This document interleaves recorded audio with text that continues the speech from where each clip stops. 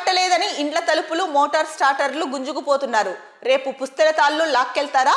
రాష్ట్రంలో కాంగ్రెస్ దుర్మార్గపు పాలన. కేటీఆర్ పాలమూరు జిల్లాను పచ్చగా మార్చింది కేసీఆరే.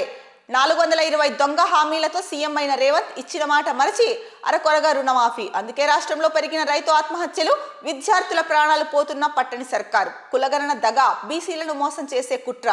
రియల్ ఎస్టేట్ తప్ప రేవంత్ కు స్టేట్ పై సోయే లేదు. భూదందాల్లో నిమగ్నమైన ముఖ్యమంత్రి బ్రదర్స్. ఫోర్త్ ఫ్యూచర్ సిటీ చుట్టూ 1000 ఎకరాలు కొన్నారు. 35 సార్లు ఢిల్లీ వెళ్లిన సీఎం 35 పైసలైనా తేలేదు.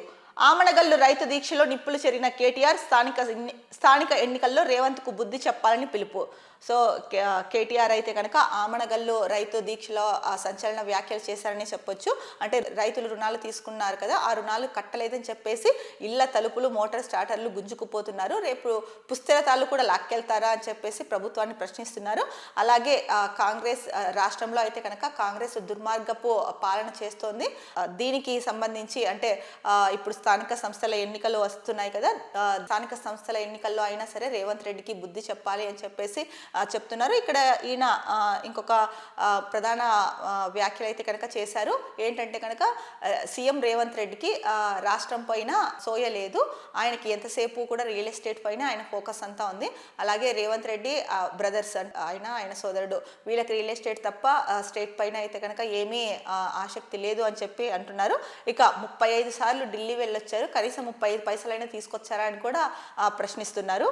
ఇక ఫోర్త్ ఫ్యూచర్ సిటీ చుట్టూ 1000 ఎకరాలు కొన్నారు రేవంత్ రెడ్డి అని చెప్పేసి చెప్తున్నారు. మరి ఇది ఎంతవరకు నిజమా కాదా అన్నది వీళ్ళకే తెలియాలి. ఇక ఏదైతే రేవంత్ రెడ్డి హామీలు ఇచ్చారో దాని గురించి కూడా ఇక్కడ ప్రస్తావించారు. 420 దొంగ హామీలతో సీఎం అయ్యాడు రేవంత్ రెడ్డి అని చెప్పి సంచలన వ్యాఖ్యలు చేశారని చెప్పొచ్చు, ఘాటు వ్యాఖ్యలు చేశారని కూడా చెప్పొచ్చు. ఇక అంటే రైతు అరకొరగా రుణమాఫీ చేయడం వల్లనే రాష్ట్రంలో రైతుల ఆత్మహత్యలు ఎక్కువ అవుతున్నాయి అని చెప్పేసి కేటీఆర్ అయితే కనుక మండిపడ్డారు. ఇక విద్యార్థుల ప్రాణాలు పోతున్నా కూడా సర్కార్ పట్టించుకోవట్లేదు అని చెప్పేసి అంటున్నారు. అయితే మనం చూసుకుంటే కనుక గతంలో రేవంత్ రెడ్డి అయితే చెప్పారు, ప్రతి పాఠశాల అంటే గిరిజన పాఠశాలకు వెళ్ళి అక్కడ భోజనం ముందు ఆఫీసర్లు తిన్న తర్వాతనే పిల్లలకి పెట్టండి, ఆ క్వాలిటీ చెక్ చేయండి అని చెప్పేసి పదే చాలాసార్లు చెప్పారు. కానీ ఉన్నతాధికారులు అయితే కనుక దీనిపైన ఎటువంటి అంటే ఏదో ప్రారంభంలో కొద్ది రోజులు వెళ్ళారేమో కానీ ఆ తర్వాత అయితే కనుక మళ్ళీ దీన్ని పట్టించుకోవడం మానేశారు. ఇటీవల కాలంలోనే రేవంత్ రెడ్డి దీనిపైన వ్యాఖ్యలు చేశారు. అంటే వెళ్ళి చూడమని చెప్పినా కూడా ప్రభుత్వం చెప్తున్నా కూడా పట్టించుకోవట్లేదని కూడా రేవంత్ రెడ్డి చెప్పినట్టు కొన్ని వార్తాపత్రికల్లో అయితే కథనాలు వచ్చాయి.